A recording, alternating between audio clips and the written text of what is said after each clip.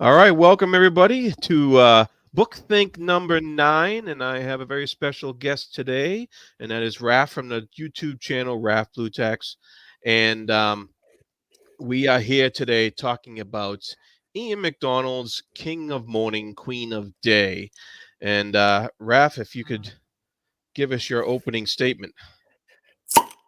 Yes, Well, perfect. cheers. Cheers. I And am very, very so happy to be here, Dad. uh, awesome, thank you. Um, and for everybody's uh, people watching, could you tell us a little bit about your channel and maybe a little bit about yourself?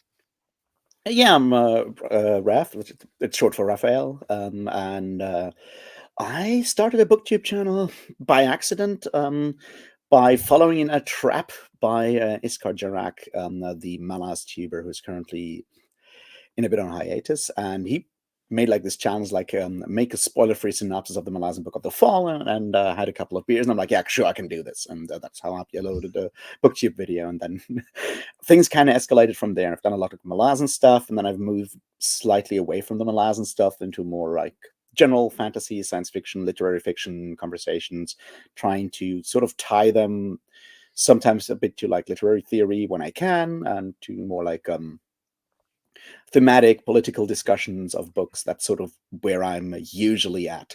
And then I do live streams where I yell about politics and how they impact the fantasy and general publishing industry, and how the world is a terrible place. that's Yes, that's mostly what I do. and I found your channel just searching around, looking for mallards and stuff, and also you've been on a couple of other people's channels here and there that I knew about, and so always always a pleasure checking out what you had to offer and what you had to say. Um, so today you picked a book by Ian McDonald called King of Morning, Queen of Day. And I'm going to throw it up here on the screen. There we go. So that's the Spectre Special Editions cover. So people can see that. Um, and this is a British author who has, Yes and no. yes You have and to be no. careful Okay. with that.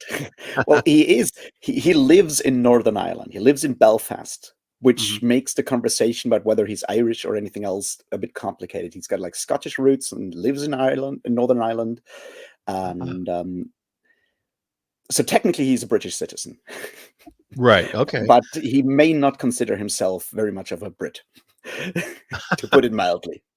Oh, okay. All right. Cool. Which is definitely something that may come up in the later discussion. So he's often talked about how Ireland about post-colonialism as applied to Ireland, and how Ireland is basically a post-colonial state, and partly post-colonial, partly still colonial state if you go to Northern Ireland. And Mhm. that kind of runs, like often runs as a theme through a lot of his books, in different ways. Oh, okay. Because like Cool. when you look at like other cultures, like that he's written about, for example, India in River of Gods, or Brazil in Brazil, those also have a bit of a post-colonial heritage. Um, Yep. so that's something there. So he's a Northern Irish author with Scottish roots. Ah, very good. Yeah. Yeah. It says here on the Wikipedia page he moved to Belfast when he was 5, but he was, I guess, born to a Scottish father and an Irish mother. So that Yeah. Yeah, it's a very fascinating author in general. He's been around for a while. He started out right. He's mostly known for his science fiction. Started out in like the late '80s with his first novel, Desolation Road, which yep. is, yeah, it's magical Which realism set on Mars. It's a very unique thing, and I've not seen anyone else try anything of the sorts. I read it years Yeah, he ago. won the Locus Award for that. Yeah, like, I can see that kind of book winning a Locus Award. It has that being weirdly, unique, trying something very unique in a lot of ways that I feel like Locus is sometimes more willing to pick compared to, say, a Hugo, because of the way they're structured, I think. Hmm. Yeah, it's magical realism on Mars, and then he moved forward. He did like a lot of science fiction, sometimes more hard science fiction over the '90s. He has the I have no idea how to pronounce it, Chaga Kaga trilogy, which is like two novels and a Uh, novella, which is set in East Africa, I think. I haven't read that one yet, which is set in East Africa and uses science fiction to deal especially with the HIV crisis in Africa, for example. So once again, like a post-colonial setting in a different a place. So these topics come often up a lot in his work, and he tends to basically tackle these like political questions and stuff like that through the lens of science fiction or sometimes fantasy, which makes him like the kind of author that I really like. yeah, and you have a large reading history, I would say. And how did you find out specifically about Ian McDonald? um, Actually, I found out about him through Richard K. Morgan, whom I did really appreciate back in the day, and I'm somewhat more have more complex feelings about these days, because he's gone down that very specific British road where you become a bit turfy, to put it mildly. Um, Luckily, the books that I loved were written before he made those statements, so I enjoyed them back then as what they are.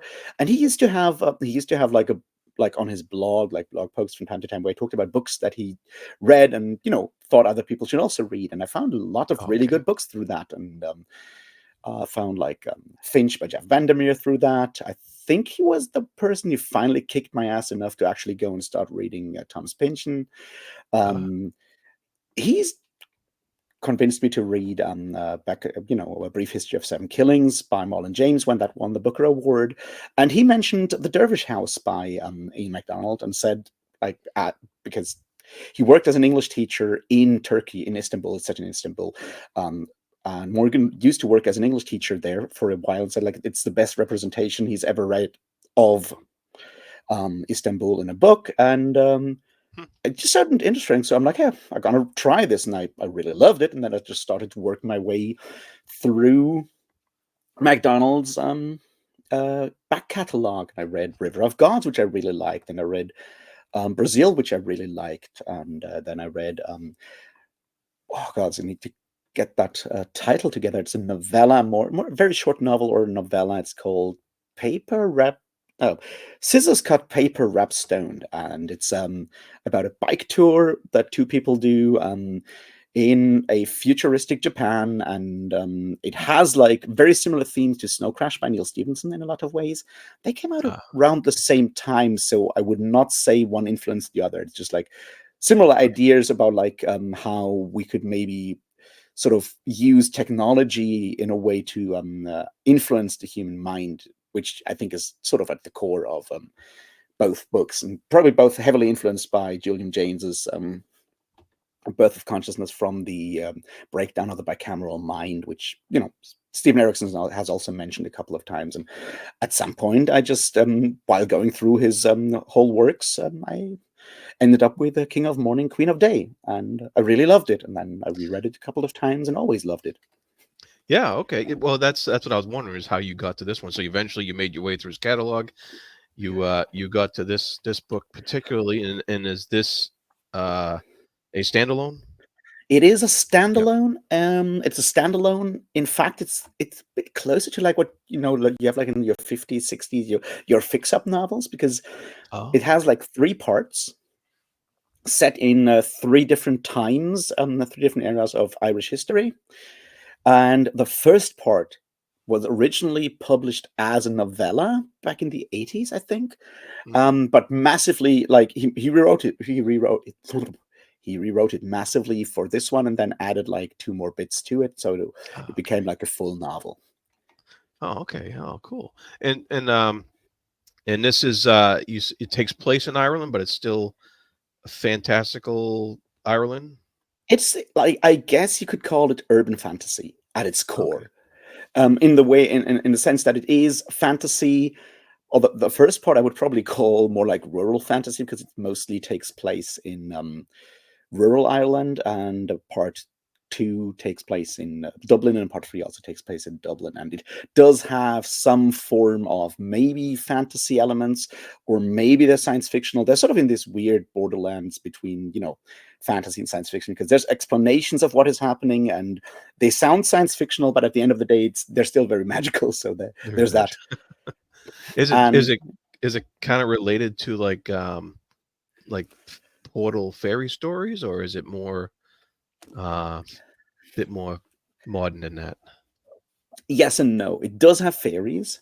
There may be portals, but it's always the question like who comes where. And since I said it's an urban fantasy, you kind of Mhm. know where who ends up where through which portal. So it's definitely more a what someone like Farah Mendelssohn would probably call like it calls it invasion fantasy. Like when when the fantastic enters our world, and then the question is Oh, like what can we do about that. It's oh, more okay. that kind of story, and it's like basically at its core it's the story of three generations. There's a generational skip there of three women from the same family, um that have to deal with that whole situation. And the first part is set in like 1913, and the second part is set in the 1930s, and the last part is in the 1989 and 1990 in Oh, cool. all in Ireland. So that's sort of like the thing is like, so it's like the first person, then there's like another second generation, then one generation is skipped, and then there's like basically the fourth generation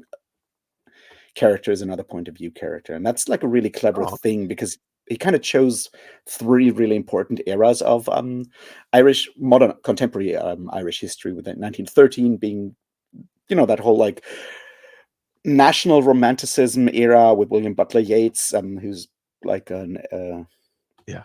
quoted on like the first part. So he chose that part, and in like the 1930s is you know after Ireland, at least parts of Ireland became independent. You have like the Republic of Ireland doing Irish things, and it's very much the Dublin of people like Beckett and Joyce, of course, and it does sort of switch, and that's like the interesting part for me that I think makes this book so fascinating, but also like a bit surprising to read is like each part is told in a very different style and tone, sort of hearkening to those specific eras of Irish history and style. So the first part is Oh, cool. similarly told to like you say Dracula, like Stoker, another Irish author, of course. Yeah, yeah. So it's a collection of diary entries and letters and newspaper clippings and so forth that tell you that first story. And the second Okay. one is heavily on like relying on like stream of consciousness and those weird stream of consciousness going into these more supernatural elements or like dream sequences and stuff like that, and has characters that are very heavily referencing characters from Beckett, for example. And the third part is basically full on cyberpunk in a lot of ways. Oh, jeez. uh, Oh, it's okay. like 89, 90. So Yeah, yeah. you have a character that does use katanas to hunt fairies. Oh, wow, cool. And it uses like that very specific like early like more like William Gibson style time jump style of cyberpunk narrative, which is obviously heavily influenced on the other hand from but by like the beat poets of like the 60s and 50s and 60s, which kind of bleeds over into William Gibson, who is like a huge fan of mostly the beat poets, and has always Yeah, claimed that as his main yeah, influence. So you have these different styles that also reflect sort of like the different eras of Irish history in that regard. And I think that makes it a very fascinating read. yeah. And how how or I don't want to say accurate, but how spot on is like some of the historical vibes you get from the because we're both students of history, and so but I'm not as I familiar with Irish history, so I'm wondering if how familiar. I would say, from what I can tell, it's very accurate in a lot of ways. People that I forced to read it and are actually people living in Ireland have claimed that the sense of place is also eerily well done, and that they recognize the different places and different habits from their youth and their time in, say, the 1980s in Ireland. Oh, okay, cool. So, and that's generally something that I find that kind of stands out with Ian MacDonald. He's a very, very good writer. Like he's got like the strongest sense of place I've ever read in like a science fiction novel. Like he has a way of making places stand out and feel real that very few authors kind of match. Oh, wow, cool. All right. And uh, and so, is there anything particular about this particular story that speaks to you personally? Well, it's hard to say. Like, I think what makes me really enjoy it is the way it kind of drifts from like the very romantic, like Yeats kind of national romanticism, which something I've thought about a lot for being German and having seen where that very specific form of national romanticism can take you, and having done a fair bit of reading on that whole like era. It speaks to me in the way that some books speak to me when I have done like a lot of research on different parts of that topic. So where I get to recognize the references, where I get to recognize a lot of the themes and whatnot. I've read some Joyce, I've read some Beckett, so the shift in style also really speaks to me. That didn't speak to me that much when I read for the first time because I hadn't read like a lot of like the more complicated stuff like Beckett or Joyce then, Okay. but it does speak to me now, and that's I think part of what makes this interesting to me. It also deals with something that I feel is really key to a lot of fantasy and something that I've been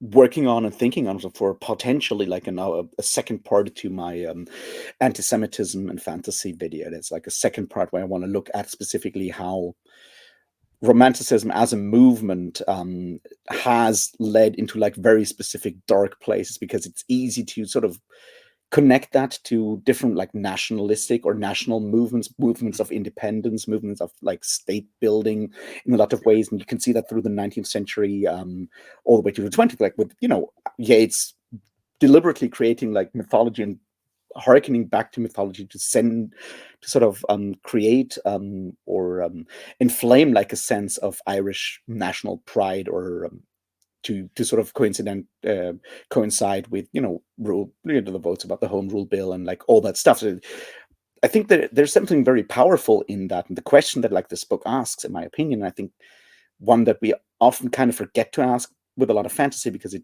often turns back into just mere nostalgia and romantic nostalgia for like ideals and so forth, is like, if we take a reactionary, fundamentally a backwards facing reactionary sort of movement like romanticism, in that regard at least backwards facing, or looking for an ideal past Yeah. and making that sort of like the thing that motivates us, what kind of scars does that leave, and how far does that actually make it impossible to actually move forward, which if you do that with Ireland, there's a lot of like post-colonial, in this case colonial trauma, deeply embedded in that birth of Ireland as a nation, and it's still there in a lot of ways. It's like how these fantasies, how these imaginations, how these myths are sort of tied to the pain of like being brutally exploited, subjugated, and ravished by the British for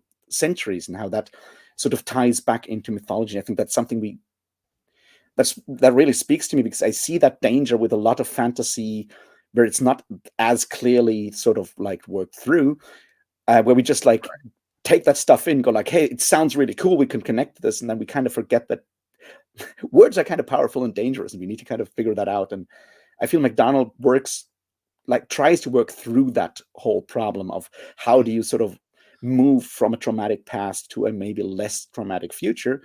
How do you create new fantasies? How to sort of incorporate older fantasies and older mythologies into something new that is in fact sort of positive, possibly even with like maybe future forgiveness in some form or other. And I think that's a very, very powerful narrative that only works if you're aware of like sort of like the history of the genre as well. Yeah. And yeah, there's a lot in there, and I think that's partly why it speaks to me so much. Like I can read this, like I've read it like 3 or 4 times now, and I still discover new bits and pieces. I'm like, wow, That's this cool. also is in here.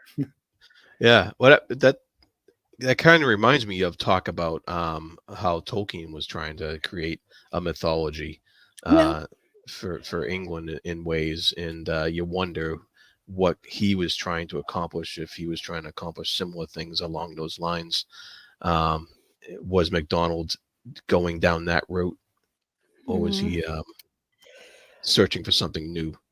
I feel like McDonald's definitely searching for something more concrete, more political, and more modern in a lot of ways. In the fact that Tolkien, Tolkien, while somewhat political, is very, backwards looking. He's very Yeah, much yeah, caught up in that specific romantic paradigm, and he wants to create like a very specific English mythology because he yeah. feels that like all that stuff is muddled, and there's a form of reactionary thinking within Tolkien that is not as harmful or explicitly negative as a lot of contemporary reactionarism, but he certainly does not like progress or industrial progress in any way, shape, or form. Right. Yeah. And so I think Tolkien doesn't take that step into the future and go like, well, we need to actually create new stories. Tolkien wants to create stories that sort of embody a past that he imagines in a lot of ways, and Right. that's a different form of mythology. Yeah. It's more turned towards the past. I think it's a past that I personally have a sympathy for in a lot of ways, especially with its love for nature and stuff like that. There's good stuff in there, Yeah. but it's also very much caught in that idea. Whereas maybe it's because MacDonald is far more of like a science fiction writer, also because Yeah. he has grown up in a very specific time, and like a very specific time, like in Belfast in the 60s and 70s. That's not necessarily the most peaceful of times, No, it's but it not. also shows you that the past has been at least as bloody.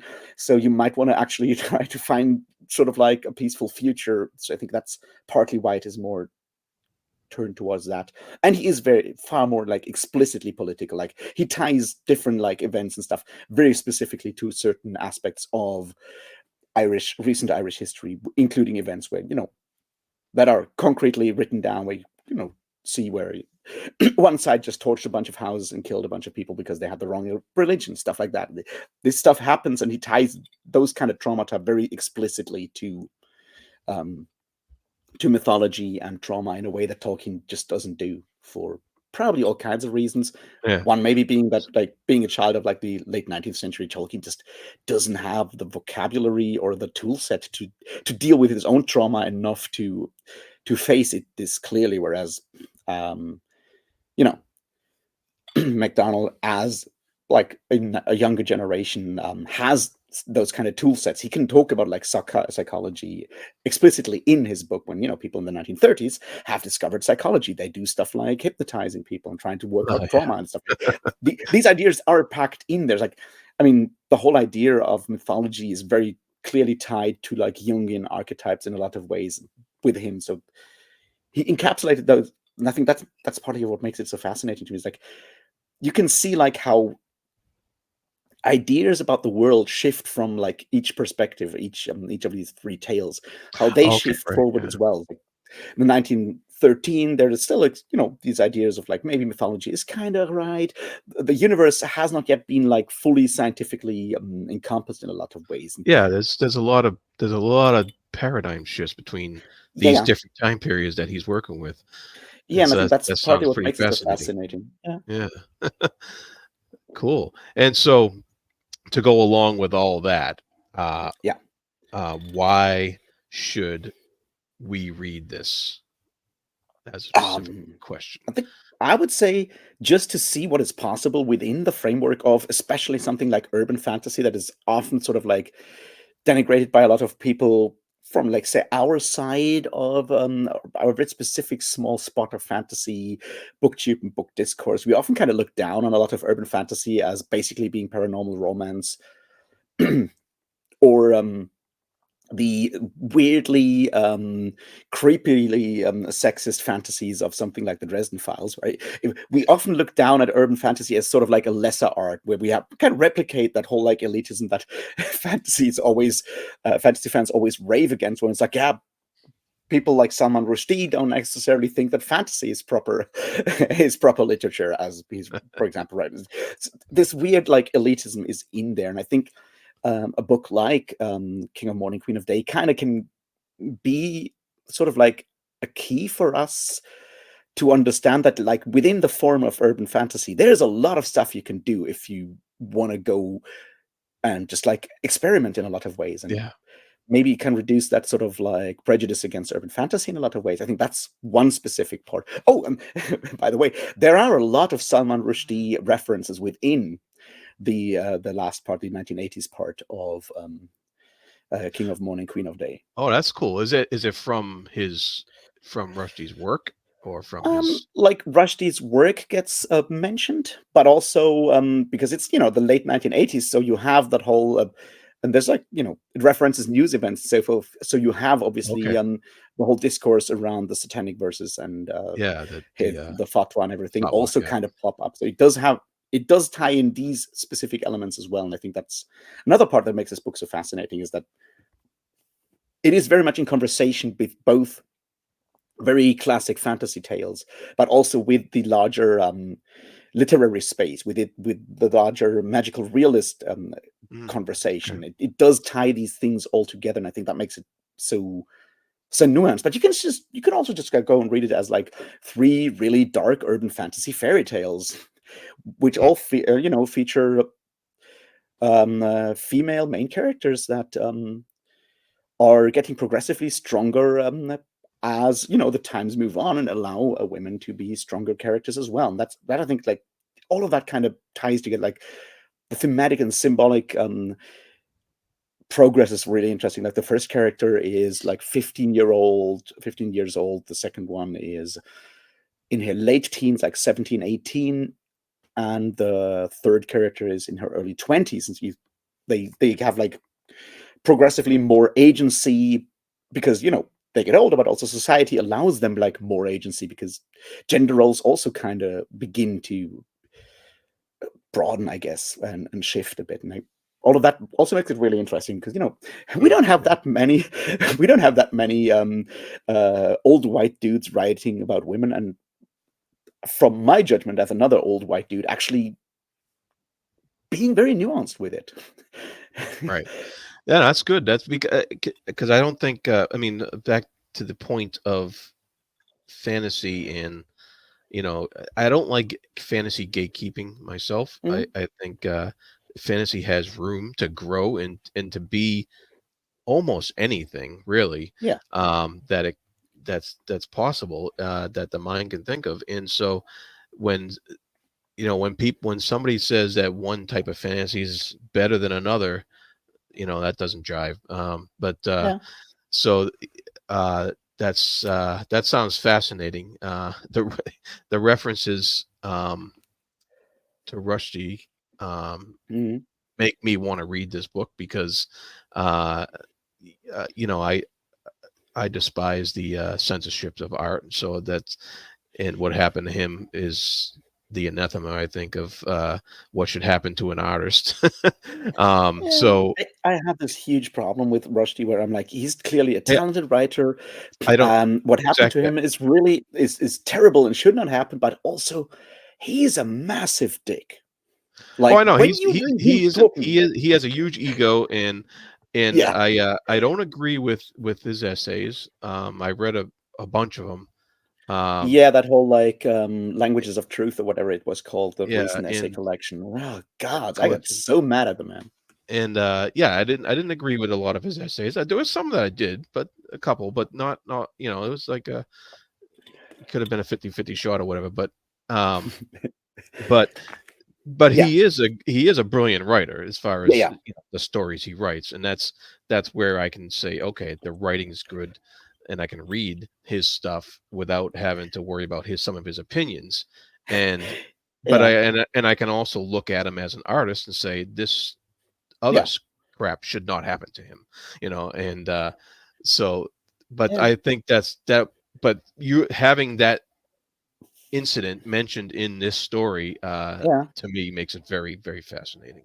Yeah, and I Um, think that it's deliberate because the kind of art that like Ian McDonald is writing is explicitly political art, and it operates within it's political art that operates with that like larger like post-colonial context. It operates within systems of oppression still, and mhm, that stuff can be dangerous. Now, obviously, for most artists, most well-known artists, it doesn't have as dire consequences. But right. just because we don't hear about a lot of artists like trying to express or sort of like their post-colonial sort of situation in a lot of ways, doesn't mean that there isn't like actual danger within doing that, Mhm. because Yeah, art is dangerous, unfortunately, and I think that's sort of part of why that is in there. that's great. Uh, all right, and this is the title. Uh, does it reference anything that this King of Morning, Queen of Day?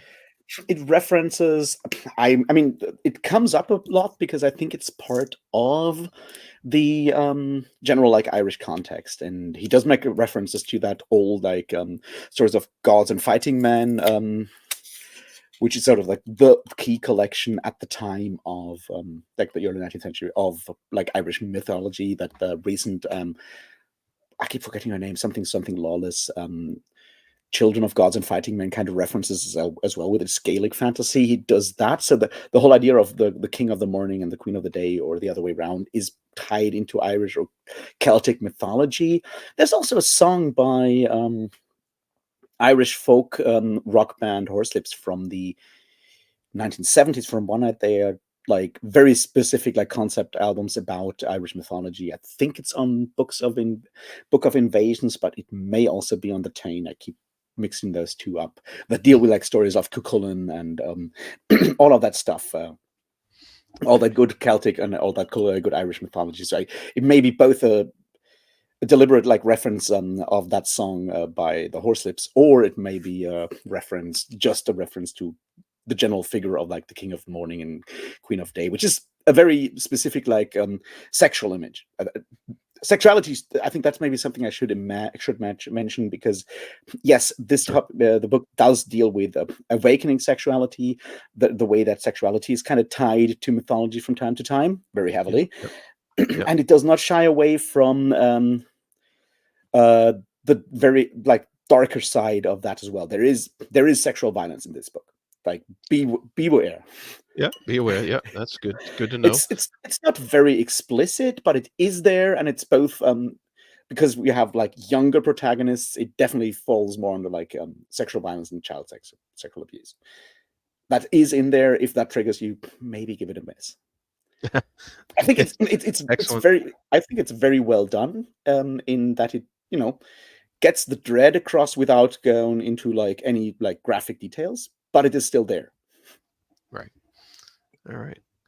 That's excellent. Good to know. And all right. So any then this came out in 92.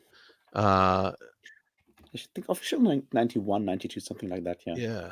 And, the collected version of it came out in 92. Yeah. Um yeah. And so all right. And is there any final thoughts about this particular work by McDonald that you can think of? Um, I don't know. It kind of falls outside his usual style, because of the rest of his stuff is way more hard sci-fi in a lot of ways. It's an early work. You can tell that he has changed as an author. Mm. I would not go so far to say he's better or worse. I don't know if that makes sense. It's sort of like an artist, a writer, trying out different things, and I just really admire like the level of like the courage, the boldness of where he goes with this. That's just like Oh yeah. incredibly Yep. powerful like language. Like the stylistic changes are incredible. There's nature descriptions in here that are just like beautiful. They rival anything you've read by Tolkien. It's fantastic stuff. And then he just goes and turns it into like a full-on stream of consciousness, and like next bit you're like suddenly in like hardcore cyberpunk language. It's like it can give you whiplash, but the way it all ties back together thematically, I think, is just impressive in a way that I haven't seen in a lot of other books on that level by someone at that point like relatively new in their career. It's really really impressive in that regard, and Yeah. I can only recommend trying that out, because it gives you an image of Ireland that you maybe don't get from like a lot of current Celtic fantasy or myth retellings, because they shy away from that important like cultural context of what Ireland is at this point in time, or was like in the late 1980s. Oh, cool. So he doesn't shy away from much. Then No, that's no, a mark of a good writer, I think. no. That's The clear. Like he's very much like a literary fiction element in there when it comes to really, really going the distance. Right, and you mentioned the cyberpunk aspect, Yeah. but being influenced by the beat poets. Um, Mm. do you have you ever read any of those Kerouac and Ginsberg and stuff like that? Yeah, yeah. I read some Ginsberg and Kerouac, and I read Naked Lunch last year Oh, shit. for the full Make experience. Naked Lunch. Yeah, that's a trip and a half. But Yeah, it doesn't go that far. yeah, I can say that it doesn't go that far, but yeah, I think like the more interesting thing, and I found that fascinating. Like, I read that years ago. We watched that. It was an interview with William Gibson where he talked about that. Like he didn't actually know that much about technology, which is evident when you read his first books. It's certainly come a long way since then, but when you read Neuromancer, it's like technology doesn't actually make yeah, much sense. But like he was at like a conference. Um, for like a young science fiction writer when he had written like whatever else. Um, and there were a bunch of like IT people talking about technology, like developing computer technology in the early 80s. And he stood there and just like heard a lot of words that didn't make any sense. Like, this does have the same rhythm that like a lot of like beat poetry stuff has.